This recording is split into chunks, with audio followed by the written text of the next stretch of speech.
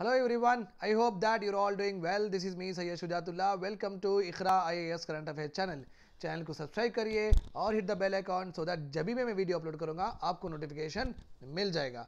आज का हमारा टॉपिक है वेरी इंपॉर्टेंट। किस लिए इंपॉर्टेंट है? बिकॉज ये बात करता है क्लीन एनर्जी रिलेटेड। अभी सबसे इंपॉर्टेंट बात क्या है यहाँ पे, before going into the chapter आपको थोड़ी चीज़ों के बारे में पता होना चाहिए। एक है क्लीन एनर्जी, हम किसको बोलते हैं?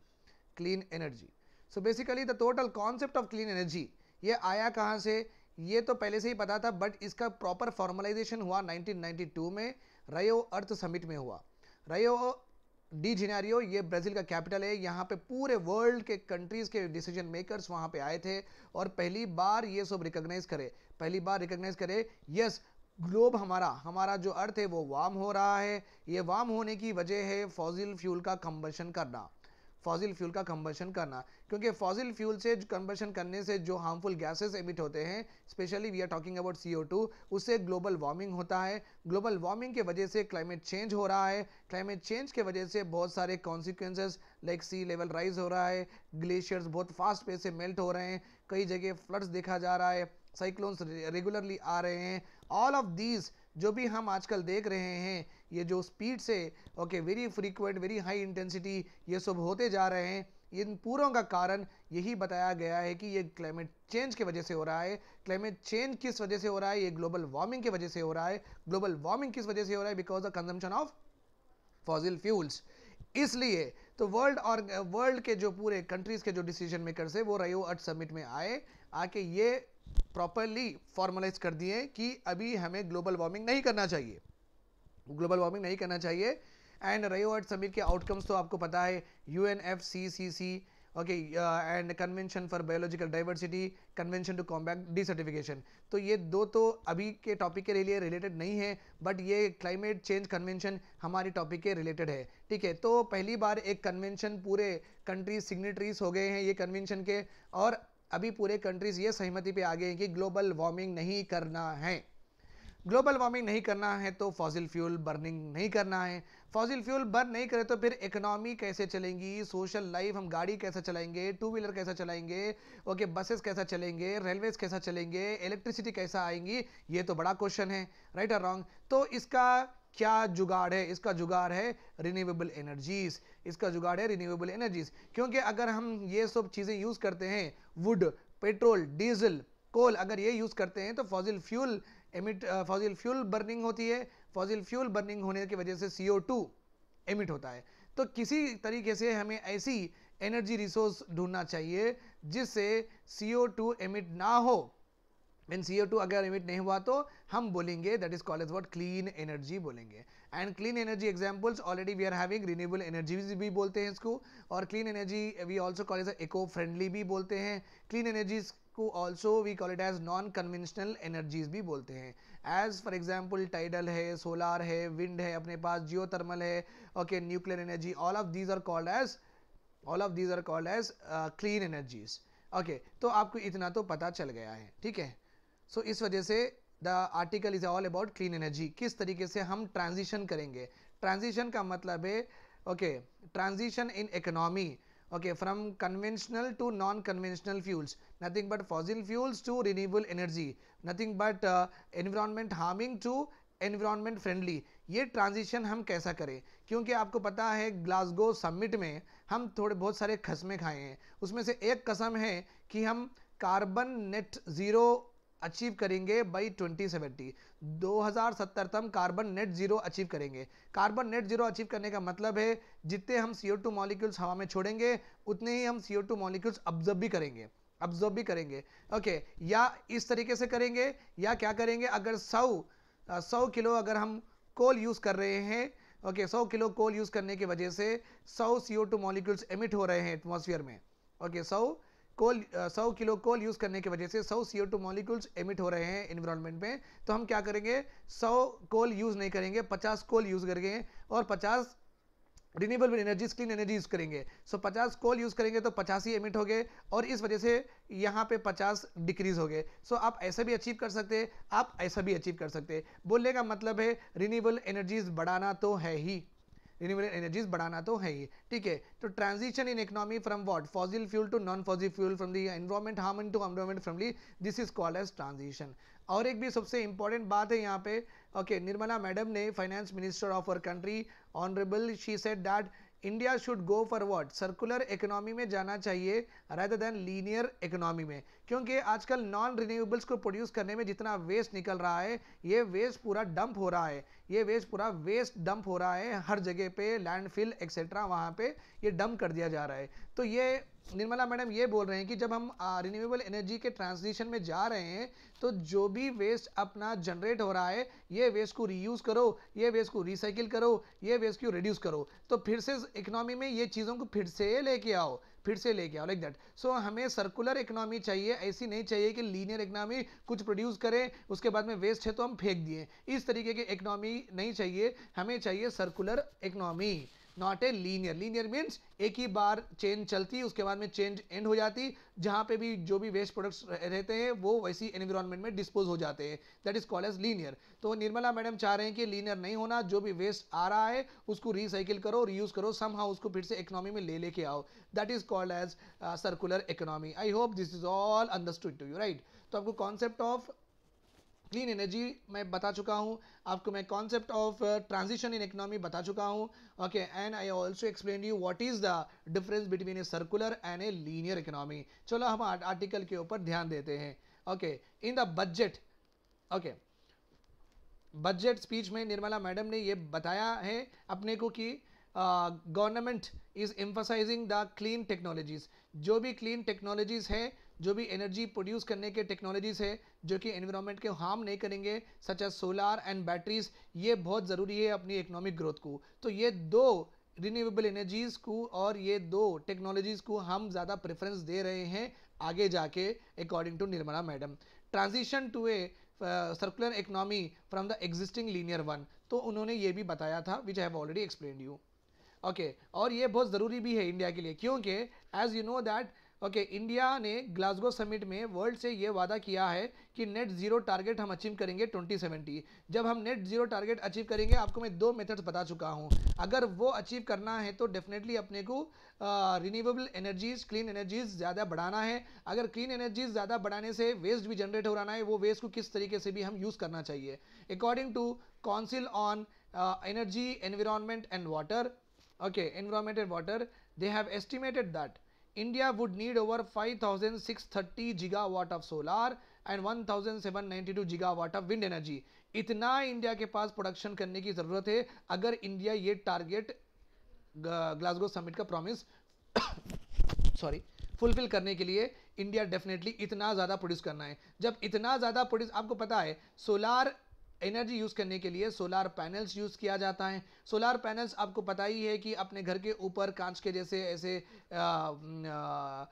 मटेरियल्स होते हैं, जब ये मटेरियल्स ख़राब हो जाते हैं ये वेस्ट बन के एनवायरनमेंट में डंप हो रहे हैं, राइट। सो ये एक बड़ी प्रॉब्लम हो गई है। तो निर्मला मैडम ने ये कह रहे हैं कि क्लीन एनर्जी तो चाहिए, सोलार पैनल तो चाहिए, बट जो वेस्ट जो हो रहा है ना, इसको फिर से यूज़ करो, तो सर्कुलर बनाओ, लीनियर मत बनाओ, okay. Waste from renewables is a big challenge, this is what is all about it today।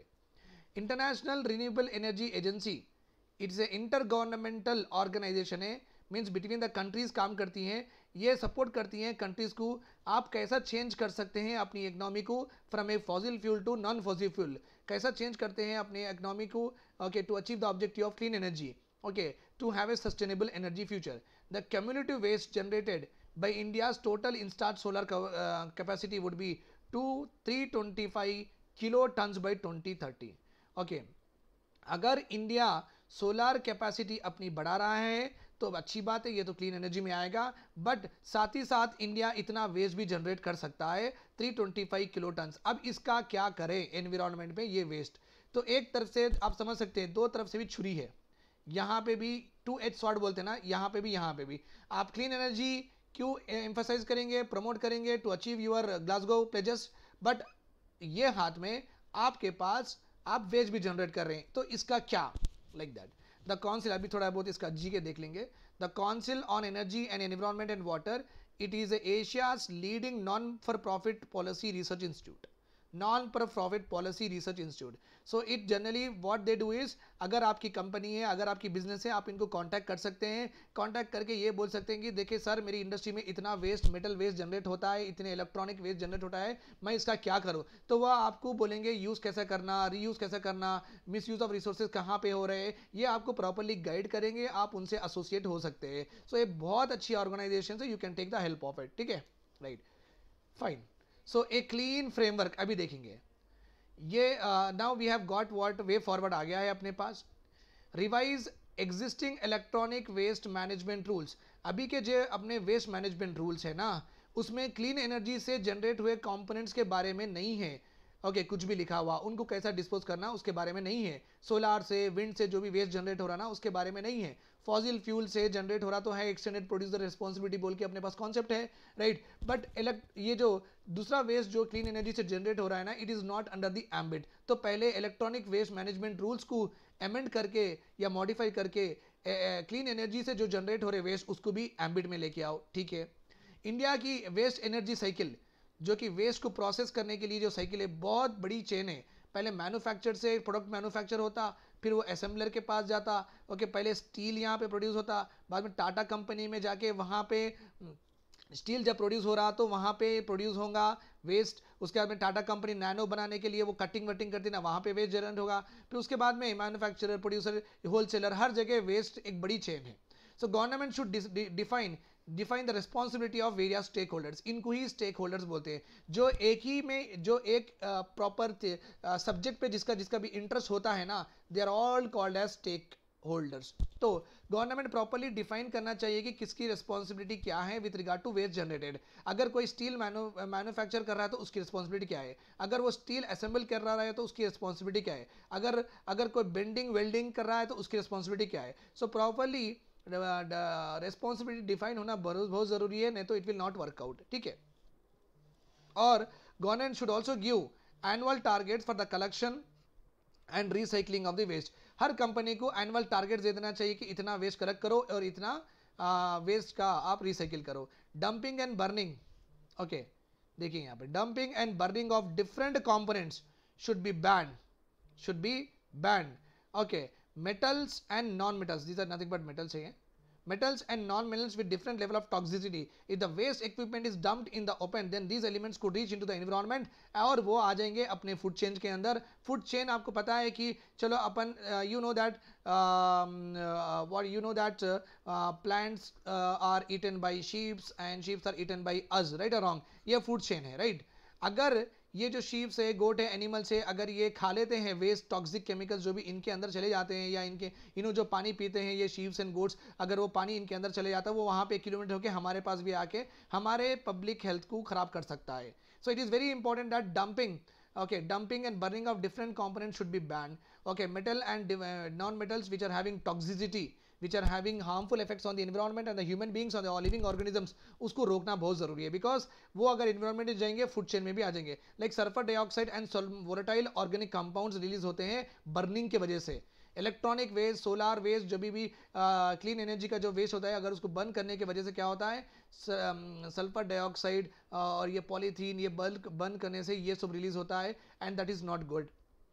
Okay, renewable energy industry. Renewable energy की जो इंडस्ट्री है, जो भी रिन्यूएबल एनर्जी में काम कर रहे हैं, they should invest in research and developing of recycling technologies. वो अच्छे रिसर्च करके नए टेक्नोलॉजी डेवलप करना चाहिए. बेसिकली वो ऐसे टेक्नोलॉजीज लाना चाहिए जिसमें कम से कम स्टेप्स हो और डिसमेंटलिंग रहो, ओके, डी असेंबली रहो एंड एक्सट्रैक्शन बहुत एफिशिएंट होना चाहिए. क्योंकि आजकल जो भी रिन्यूएबल एनर्जी का वेस्ट होता है उसका डिसमेंटलिंग, डिसेंबल जो भी है ना, वो अगर नॉर्मल ट्रेडिशनल मेथड से बर्न कर दो या कहीं फेंक दो, वो ईजीएस्ट वे में वो डिस्पोज हो रहा है. But you know that it harms environment. जो ट्रेडिशनल मेथड्स है रिन्यूएबल एनर्जी वेस्ट को यूज़ कर रहे, ट्रेडिशनल मेथड से रिन्यूएबल एनर्जी के जो भी वेस्ट प्रोडक्ट्स जो आ रहे हैं उसको ट्रीट करने के लिए ट्रेडिशनल मेथड जो भी है अपने पास, वो हार्मफुल टू द एनवायरनमेंट है. इसलिए रिसर्च एंड डेवलपमेंट प्रमोट करना चाहिए विथ विच जो रिन्यूएबल एनर्जी के जो वेस्ट है ना, वो हार्म ना करे एनवायरनमेंट को. Creation of innovative finance route for the waste management, जो भी कंपनी स्टार्ट करना चाहता है वेस्ट को रीयूज करने के लिए, वेस्ट को रिसाइकिल करने के लिए, उसको फाइनेंशियल असिस्टेंस देना चाहिए from the government, low interest के लोन्स देना चाहिए, okay, issuing performance based green certificates to the recycler, performance based green certificate देना चाहिए कि ये कंपनी बहुत अच्छी तरीके से उनका वेस्ट जो भी जनरेट होता है वो अच्छे से रिसाइकिल करती है। तो ग्रीन सर्टिफिकेट देना, ग्रीन सर्टिफिकेट के 1 स्टार 2 स्टार 3 स्टार बोलते हो, ये मैक्सिमम 90% ऑफ द वेस्ट अच्छे से रिसाइकिल करती है, लाइक दैट। उससे क्या होगा, कंपनीज जो भी CSR है, कॉर्पोरेट सोशल रिस्पॉन्सिबिलिटी, वो उनको देंगे, उनके टेंडर्स, और ये उनका वेस्ट रिसाइकिल करेंगे। इस वजह से एक कंपटीशन इंक्रीज होगा, एक बड़ा मार्केट क्रिएट होगा और एम्प्लॉयमेंट भी एनहांस होगा। ओके, मैंडेटरी प्रोक्यूरमेंट भी करना चाहिए by renewable energy and other relevant manufacturing industries, और रिन्यूएबल एनर्जी के वेस्ट से जो भी रिसाइकिल करके प्रोडक्ट्स बनाते हैं ये कंपनीज, गवर्नमेंट उनके प्रोडक्ट्स कैसा भी लेना चाहिए, रीयूज रिसाइकिल करे, सो प्रोडक्ट्स गवर्नमेंट भी प्रोक्यूर करना चाहिए। उससे जो भी इंडस्ट्री में इन्वेस्ट करना चाह रहा उसको भी एक कॉन्फिडेंस होगा, उसको भी एक रिस्क का प्रॉब्लम नहीं होगा कि अगर रिसाइकिल करने के बाद मैं जो भी बनाऊंगा, मैं अलमारी बनाऊंगा, मैं एक व्हाट इज एक स्टील का जो भी है बनाऊंगा, एक बॉक्स बनाऊंगा, तो फिर उसको ये भी एक एश्योरेंस होना चाहिए कि मैं जो बनाऊंगा रिसाइकिल करने के बाद में वो बिकेगा भी। इसलिए गवर्नमेंट उनकी प्रोक्योरमेंट पॉलिसी में, गवर्नमेंट उनके डिपार्टमेंट्स के लिए, उनके ऑफिसेस के लिए जो भी मटेरियल खरीदती हैं, तो रिसाइकिल से हुआ प्रोडक्ट्स भी खरीदना गवर्नमेंट को जरूरी है। इससे इन्वेस्टर्स भी बढ़ेगा और रिसाइकिल भी, रिन्यूएबल एनर्जी से निकलता हुआ जो वेस्ट है कम होगा, राइट।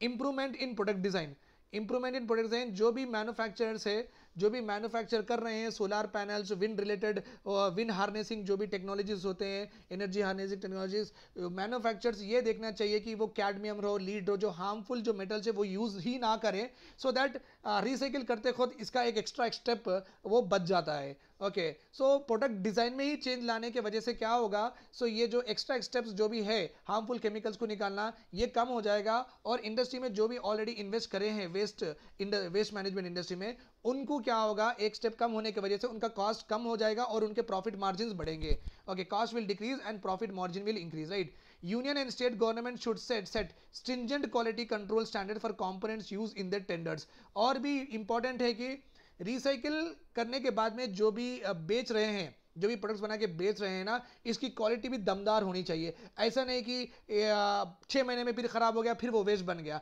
सो हाई क्वालिटी स्टैंडर्ड्स होना चाहिए जो कि मिनिमम 2-3 साल तो चलें, उसके बाद में वो वेस्ट में कन्वर्ट हो। ऐसा नहीं कि आप इतना फालतू बना के दे दो, फिर 6 महीने में फिर वो वेस्ट हो जाएगा। This should not be there. So union and state government ये ऑलवेज ध्यान में रखना चाहिए कि हाई क्वालिटी स्टैंडर्ड्स रखना चाहिए जो भी प्रोडक्ट्स बना रहे हैं।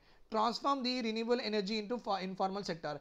अभी जो रिन्यूएबल एनर्जी है, ओके, घर के पास एक दुकान है तो वहां से हम सोलर पैनल्स खरीद लिए, वो आके घर के ऊपर लगा दे रहे हैं, तो जहां पे जो भी लोग काम कर रहे हैं ये पूरी इनफॉर्मल है। वो informal sector is not good for employment purpose, क्योंकि यहाँ पे पेंशन की सिक्योरिटी नहीं होती है, इंश्योरेंस की सिक्योरिटी नहीं होती, ना कॉन्ट्रैक्ट होता है, पर डे वेजेस ऐसा दिए जाते हैं, तो ये बहुत अनऑर्गेनाइज सेक्टर भी होता है। अगर इस तरीके से हम ये इंडस्ट्री को बहुत इमर्ज करते हैं, ये इंडस्ट्री को बहुत सारे चीज़ों से लिंक करके एक प्रॉपर सेक्टर इसका बनाते हैं, तो वहाँ पे एम्प्लॉयमेंट भी अच्छा होगा, वहाँ पे क्वालिटी एम्प्लॉयमेंट मिलेगा, वहाँ पे insurance, pension, all other benefits of a normal employment सबको मिलेंगे, और सबके स्टैंडर्ड ऑफ लिविंग्स और इनकम लेवल्स भी इंक्रीज होंगे। ठीक है, right. This is all about today's renewable energy lecture. बहुत फैंटास्टिक लेक्चर है ये। ओके, अच्छे से मैं हर पॉइंट्स दिया हूँ आपको, एक्सप्लेनेशन भी पूरा कर दिया हूँ, तो आप ये पूरे आप हाथ से लिख लीजिए आपके उसमें। सो क्लीन एनर्जी का वेस्ट किस तरीके से हम डिस्पोज करना है, इसके बारे में ये पूरा आर्टिकल है।